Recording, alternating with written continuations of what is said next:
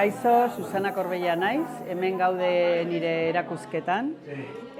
Gaur hasten gara eta egongo gara hemen ate irekiak batez ere astebururo martxoaren zehar.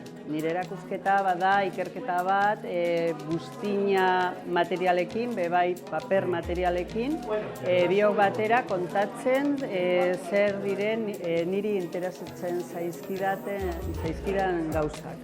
Eta gauzak hauek badira batez ere lenguaia eta zelan sortzen diren mundu pila bat, bai hezkuntzan, hizkuntzan, sormena, eraikitzen gauzak, ez dakit zelan esan, baina izango duzu hemen ikusteko zerbait joango dela handitzen, abestiak esaten duen moduan, eta bukatzeko martxoaren azken asteburua. Ni egongo naiz zapaturo, hemen arratsaldean 6 tarditatik 8 tardiak arte, eta, eskerrik asko etortzen bazarete eta ongi etorriak.